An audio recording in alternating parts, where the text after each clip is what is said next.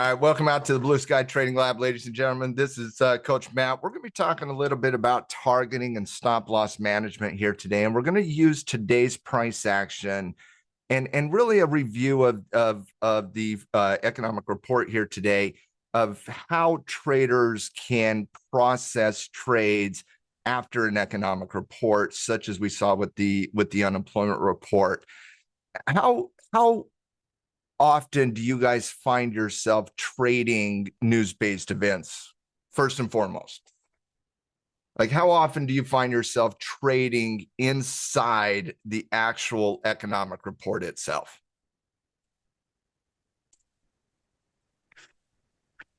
RQ's like every time, right? BluSky's like never. Fairly's like, I don't like trading during the news. I avoid it. Everybody's going to be a little bit different there, right? Because economic reports have a tremendous amount of volatility to them. And when you see that volatility, sometimes it's one of those situations where you're like, oh, that's too much volatility. Sometimes people who love volatility is like, oh, yes, that's just right. It's kind of like Goldilocks, right? Sometimes it's too much, sometimes there's not enough, and sometimes it's just right. Back in the day when I first learned how to trade economic reports, I would be very aggressive with economic reports. I'd want to actually get orders in before the economic report actually even went live in the marketplace. And before we were dealing with a tremendous amount of algorithms and high frequency trading systems, and you just name it, that was a very, very good way to trade economic reports. For example, you could create a situation where you have a neutral consolidation situation, and you would put an order in above resistance and an order in underneath support, and you would basically do what's called K-trade, where if it broke up, you're into the trade on the long side. If it broke down, you're into the trade on the short side. And it was a really, really good way of getting into a news-based trade, because you just didn't care which way it went. If it went up, if it went down, you were just like, I don't care. I want to identify my levels, and if it breaks out of my upper level or my lower level, I want to get into the trade as quickly as I can. Well, with high frequency trading systems, algorithms that really dominate the marketplace, there's other ways to process news-based events outside of the very, very aggressive way of trading those news-based events. And so for every type of tradable situation out there, guys, there's different ways to approach it. You have aggressive ways, you have conservative ways. And I think it's important to understand who you are as a trader. Are you an aggressive trader? Are you more of a conservative trader? But also understand how to process that. And so we had an economic report here today. The labor market data came out here today, and this was the #1 economic report of the week, with the labor market coming out. And on Wednesday, when we got the ADP non-farm payroll coming in, that set the stage for a really, really important labor market news on Thursday here today. And so on Wednesday, we got that ADP non-farm, and that set the stage for, oh, you better come through here today. And not only did it come through, it came through pretty good. 111 expectation, came through at 147. That was led by a tremendous amount of government and healthcare and educational jobs. That doesn't matter. What the market cares about on the release of the numbers just does a beat or miss. All the context is for us to debate and discuss and get on podcasts and argue with our friends about on all those situations. But for the market itself, it really doesn't care about that context. For the market itself, especially on the news, nobody has time to dig into that context. Everybody's just trying to trade the actual number itself.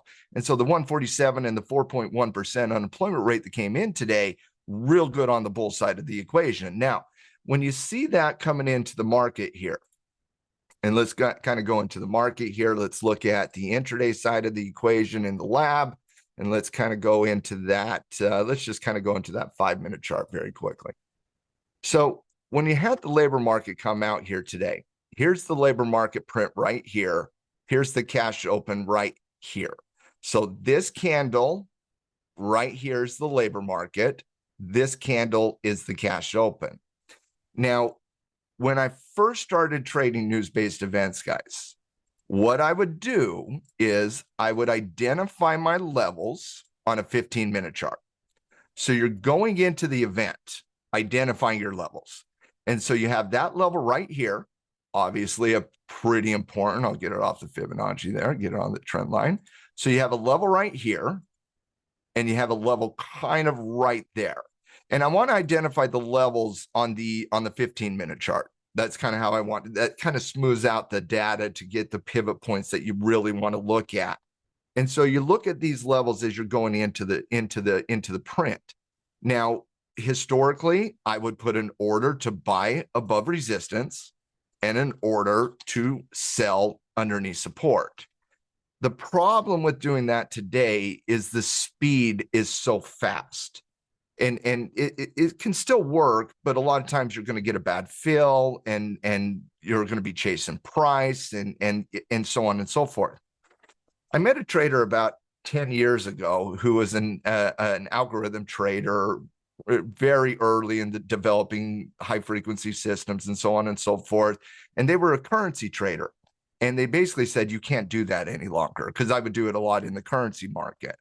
And they said the better way to do it is to wait on the second pattern that occurs after the event.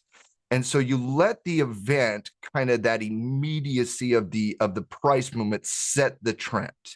And so whether it's a positive move or a negative move really doesn't matter.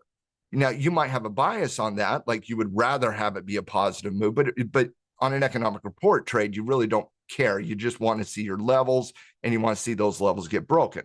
Now, on the release of the news, it broke out, confirmed, and closed above the breakout channel, which firmly put you on the side of, all right, let's see that secondary pattern.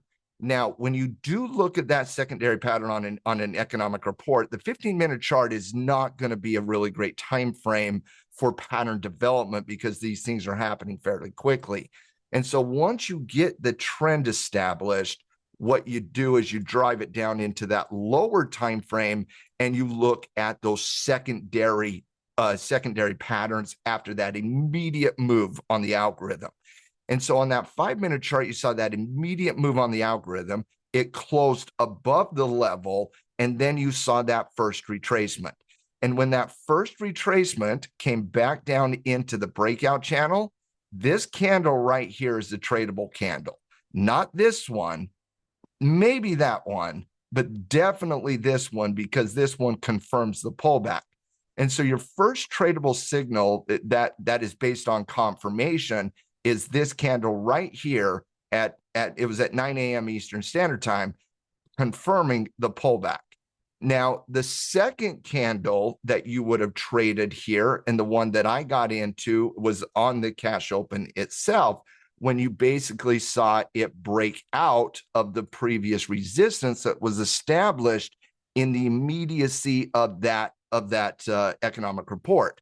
And so you have two candles right here that are pretty decent candles to really kind of look at after this report. First is the pullback after the immediacy of the algo movement. That's the confirmation candle right here on the pullback situation. And then the second one would be the breakout channel right here. And then you would trigger either on the breakout or on the secondary candle there. And so when you're looking at a key economic report like the labor market today, and we get those key economic reports every single week, ladies and gentlemen, but when you do get those key economic reports, it's one thing, and again, I'm not trying to say do not be aggressive on your reports. What I'm trying to suggest is that there is a conservative way to allow that volatility to settle in following the report and get back into more of a standardized trend. And so again, step one, identify your levels. Step two, wait on the confirmation close on the break of your levels. And then step three would be to track whatever that secondary pattern is. In this situation, it was a pullback followed by a breakout. Oftentimes, it could be a high base. Sometimes it could just be bar by bar momentum trading, quite frankly. But that's how I like to process those economic reports. Is I don't like to get in front of them any longer, and I don't like to get in on the release of the report itself. I like to see where the market's head is at immediately following that. Do we break out of the top level? Do we break out of the bottom level? And then what secondary pattern happens after that? Now, let's talk a little bit about stop loss management here. So if the entry candles following a confirmation of the breakout is the confirmation on the pullback or the confirmation on the second breakout, these two candles, once again, right here and right here, are the two best candles in my estimation to trigger on this secondary report. And so once again, you got the pullback confirmation candle, and then you got the breakout confirmation candle that breaks out of the previous level of resistance against the all-time high breakout. These two candles are your entry candles. Now, stop loss management for me, when you're looking at this, or the initial stop loss placement, is pretty simple for me. Number one, if you're going to trigger here, stop loss underneath the pivot, the immediate pivot is where I like to put it. And so if you're trading the bullish retracement here and you're getting in on that confirmation candle, that stop loss will be right underneath the pivot point to make sure that that pivot point is supported. That is a support level intraday. It's kind of right at that old resistance level. Allow that pivot place to play out. Now, the second question, though, is if you're not getting in the breakout, because you do got the cash open coming, if the second question is you're waiting on that breakout here because you didn't get it or you weren't comfortable with the pullback, there's a lot of reasons you wouldn't. And so if you wait on the breakout, to me, you can't really put that stop loss underneath the pivot point. You have to use something else. And for me, that something else is oftentimes the 15-minute 9 EMA. I'll talk about that here in a second. And so the first thing I wanted to talk about is just from an entry technique, following an economic report, patiently, and not too much patience here. It was only like 25 minutes after the report was released that we got that first secondary pattern. And then it was only another 30 minutes after that before we got the confirmation breakout. So I'm not talking about a lot of patience here. I'm just talking about allowing the volatility and the immediacy of the algorithm move to play out in the marketplace. And then stop loss will be based on, if you're playing the pullback, stop loss underneath the pivot point. If you're playing the breakout, stop loss, how I like to do it is stop loss underneath the 9 EMA. And typically that will be, if I wanted to be aggressive, the 5-minute chart. If I wanted to let the momentum play out, the management would be on the 15-minute chart. Now, I want to talk a little bit about targeting. Now, have you guys ever struggled with trying to manage a trade when there's not a legitimate target? Like, have you guys found that you're usually choking them off? Like you don't capture what you think you should have captured on that move? Have you ever had that thought? Like you get a good move and you only capture a little bit of it. And it's like, wow, I really got out of that before I should have got out of that. And again, not judging, guys. It happens to all of us. It happens to all of us. The issue when you're targeting, and let's talk about all-time high breakouts here. So we're obviously dealing with the situation in the market where there's no real resistance. Does that make sense, guys? When you're at an all-time high and you just broke out of that all-time high, there's no resistance. It has to be created. There's no level there. It has to be tested. There's nothing there from a targeting perspective that you can say legitimately, because oftentimes when we're targeting, how many times in a day trade are you targeting a previous level? Like just percentage targeting in your overall day trades, how many times are you targeting just a previous level that has already existed? I would say I'd say the vast majority of the time, right? The vast, and definitely every short there, RQ, but I would say it's the vast majority of the time, right? Because we're always targeting some level, whether that level was the previous day's high, the previous day's low, a bank level, an option level, whatever that level is, we're targeting levels all the time. And so when you break out of an all-time high resistance level, and there's no levels there other than things that might hypothetically be a level. Well, how do you target in that environment? I want to talk about a couple different techniques that you can utilize. First and foremost, understanding just how far something can move on just a daily basis, because markets don't like to do things that are abnormal. Quite frankly, markets like to do things that are fairly consistent. And so the first thing you can do is just understand where your max levels are. And where your max levels are daily ATRs. How far can an intraday trend run? Well, on average, that is the daily ATR. That's what the ATR tracks, is from the ultimate high to the ultimate low over the last 14 candles. That's the ATR. And so when you're dealing with this type of situation where we're dealing with a momentum condition and you're overextended and you're into those all-time highs, you can look at your ATR and say, okay, the max this puppy likes to move right now is 69 points. So we'll just say 70 points. So from the absolute low to the absolute high, the market has the ability to move 70 points before it gets a little bit exhausted and before you start to see some degrees of shifts in momentum. Because once you get into that daily ATR, unless you have some degree of catalyst driving the market even higher, oftentimes you're going to start to see profit-taking environments there. And so when you look at just kind of a standardized ATR move here from the absolute low of this candle, which is 62.70, to the absolute high of that candle, which is now 63.33, that moved about 63 points today before we started flatlining. And guys, that 63 points was not a consistent 63 points all through the day. That 63 points was done at the very first of the power move. And then the last half of the day, we just consolidated. So the market got 90% of its daily ATR and then simply consolidated. That's not random. It's not like it got to 63.33 and it was like, you know what, we're just done.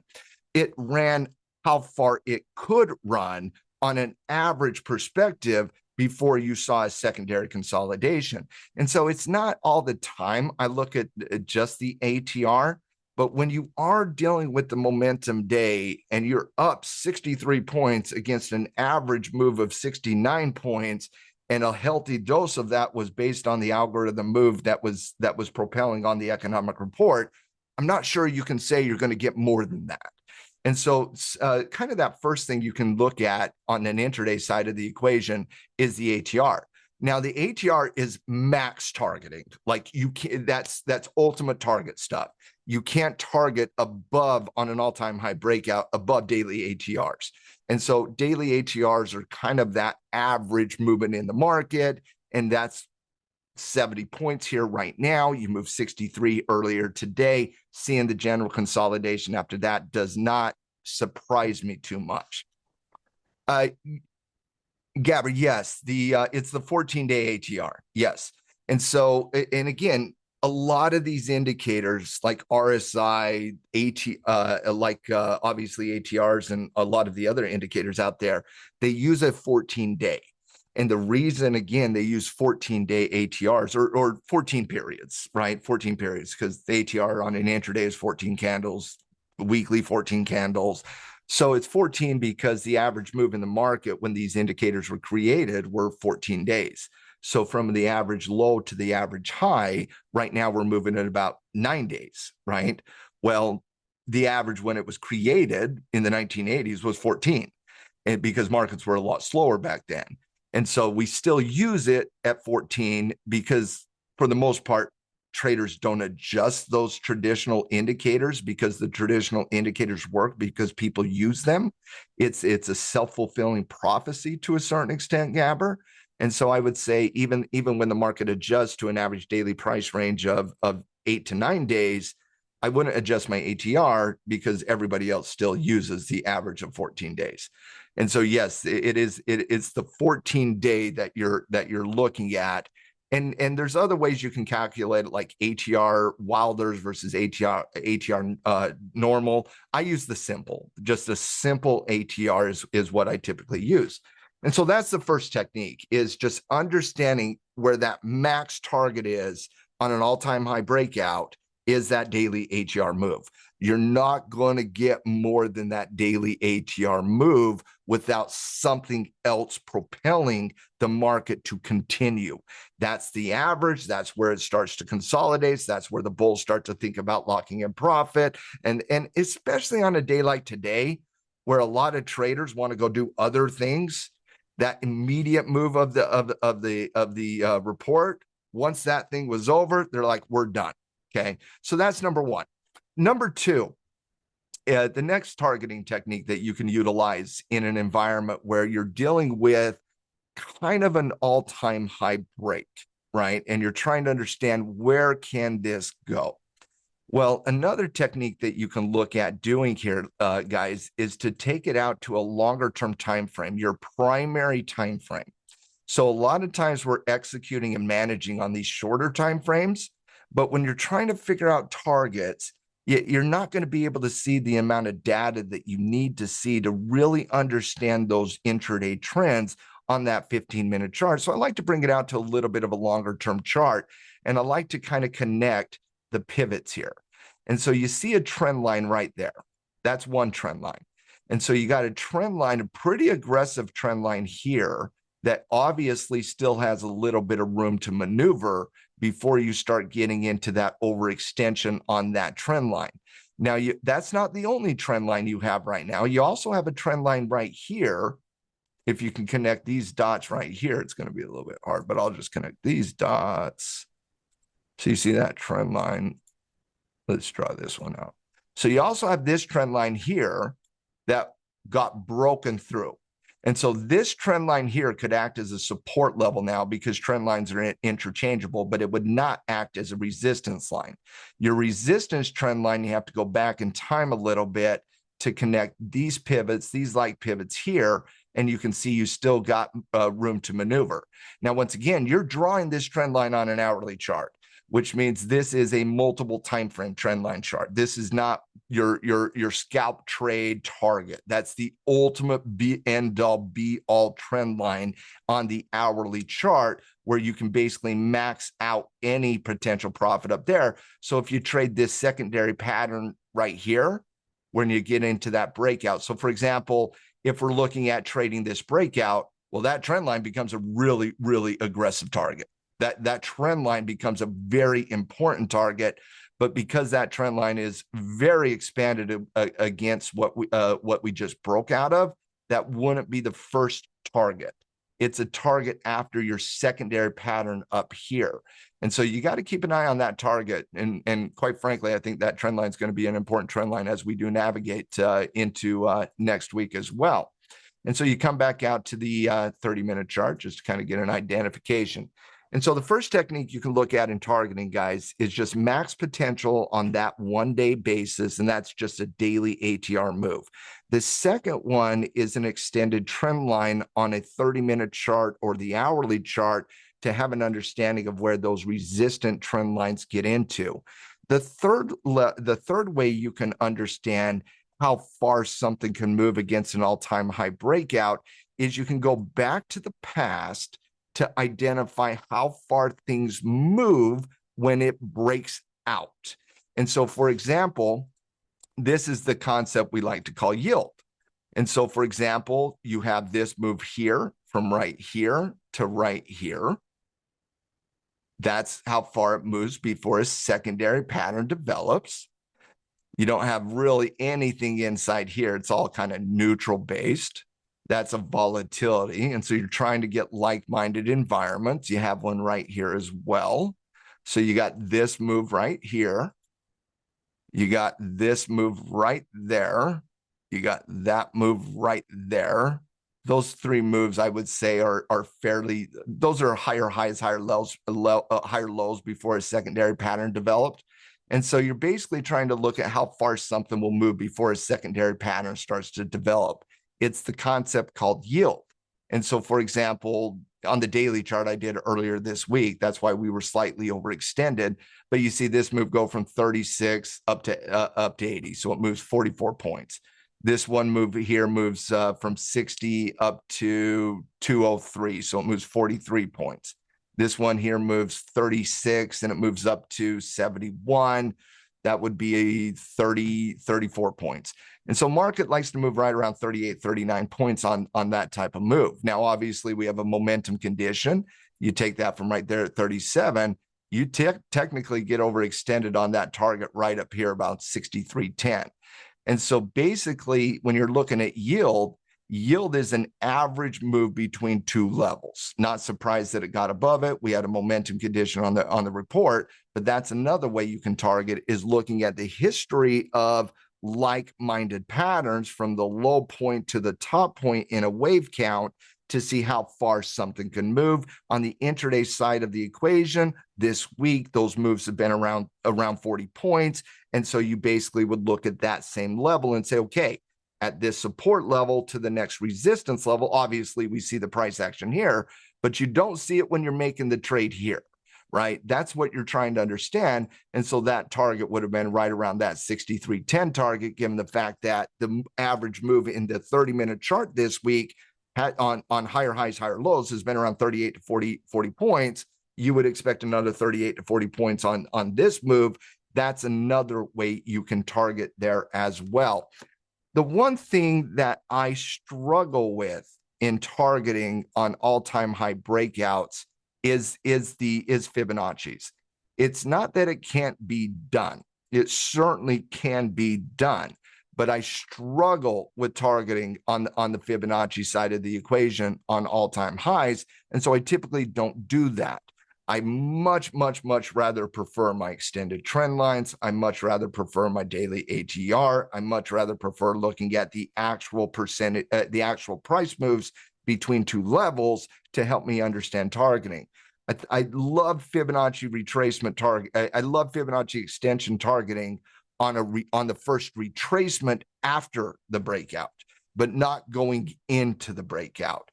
Now, what I find myself doing more than anything, however, on targeting, I believe that, Gabber, yes, especially going into an all-time high breakout.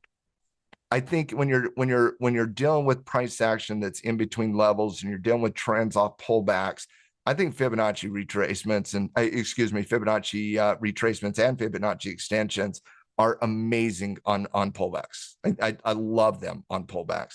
I'm just not the biggest fan on breakouts because they're a little bit of a different pattern in my estimation. And I just feel like there's a little bit better targeting, like we just talked about on extended trend lines, potential average yield. But it's really even beyond that, because targeting is best guess scenario. Would you agree with that, by the way, guys? Best guess scenario on an all-time high breakout when we don't have a legitimate resistance level? Like your guess and my guess, it's we're all trying to figure out average yields, average movements, average this, right? It is. I to a certain extent, I agree with that, RQ, but not when you're trading between levels, because there's certain levels that are just a little bit more important than others. But I will agree 100% on breakouts, especially when you're talking about momentum conditions, because you don't know when the momentum plays out, right? You want, and for me, I've oftentimes found myself that I don't want to choke off the trade at the top. I want to allow it to figure out the momentum. I want to let momentum play out. And if you're aggressively pulling trades off of targets that are based on best guess scenarios, you're not allowing momentum to play out. And the only way you can allow momentum to play out in an all-time high breakout situation is to not do aggressive targeting. Instead, you can do it through stop loss management. And I find that the best traders out there do a combination of both aggressively targeting in certain scenarios, but also sometimes just looking at the stop loss and saying, I'm going to manage this trade through stop loss management. And that's what I found today was kind of the best, quite frankly. And so, and this isn't too abnormal. I talked about this the other day when we were dealing with the breakout. It was honestly, it was just the breakout, I believe, yesterday or the day before when the market was breaking out. And I said, nope, I'm not going to target on this one. I'm just going to put a stop loss underneath the 9 EMA and I'm going to allow that momentum to play out. And the momentum didn't. It came right back down, stopped me out. And basically, I broke even on the trade, quite frankly. And so I had a good upward movement in price. I didn't do anything. I allowed the momentum to play out. Unfortunately for my trade in that moment, the momentum came right back down and stopped me out because my stop loss was underneath the 9 EMA. That same thing occurred here today, guys. And so when you're looking at this 5-minute chart again, that's kind of the chart you're looking at for those secondary patterns following the report. When I saw this movement here today, good movement here. I don't trade during the release of the actual economic report. I didn't get the pullback because I didn't want to get it in front of the market open. I wanted to see the market open. I got in right when it got kind of above this, above the high here. And so once it got in here, this is kind of where I got into the trade. Now there, my stop loss was put underneath the 15-minute chart on the 9 EMA. And so my stop loss, even though my order was here on the 5-minute chart, I actually put my stop loss underneath the 15-minute chart down here. And the best way that I've found that allows the momentum of an intraday movement to play out, that allows me as a trader to historically capture the most movement I can, is to do it from a stop loss management perspective instead of an aggressive targeting. Because as an aggressive targeting, guys, the problem with aggressive targeting is any signs of momentum shifts, you're going to start overthinking that. Any sign of a momentum shift, you're going to start overthinking that. Any sign of a momentum shift, you're going to start overthinking that, even if that momentum shift is just buyers not buying over that 15 minutes because it's just creating a secondary pattern. And so there's two ways that I manage these trades off the 9 EMA. Number one, if I want to be ultra aggressive, I'm going to manage that stop loss on the 5-minute 9 EMA. And so whenever that gets underneath the 5-minute 9 EMA, the momentum has shifted for me. And so that would be stopped out. Or if I want to give it a little bit of room to breathe, I'm going to look at the 9 EMA on the 15-minute chart. And so instead of aggressively targeting in a scenario where it really is a best guess scenario, I oftentimes find myself being a better trader when I allow the trade to play out through a stop loss management perspective instead of me trying to figure out based on the candles or the momentum or the hypothetical levels when things are shifting. Does that make sense, everybody?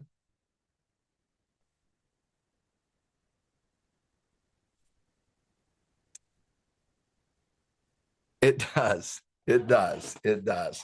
And does that kind of help understand how I process these all-time high breakouts? And can you take some of that and start applying it in your own? And that is why we come to this lab. Guys, I just wanted to kind of talk about entry, stop loss, targeting based on today's price action. It was a good day to teach these concepts based on. I didn't want to take up all your time here today. I know we got July 3rd. People got barbecues and stuff to get to. So we're going to cut it short here today, but just want to say thank you for always being the best thing about BluSky. Thank you for always coming out and supporting the BluSky Trading Lab on Thursdays, and we'll do it again next week. But before I let you go, I want to ask you guys a question. What do you want to work on next week? What concept, technique, strategy? You tell me, I'll prepare a lesson. Thank you, Riz.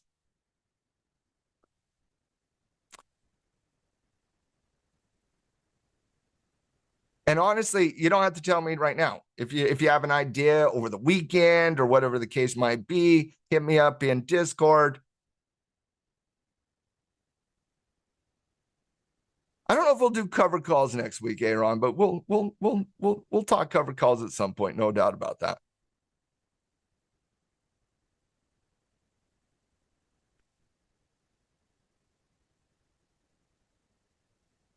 When to adjust stop loss is a good conversation.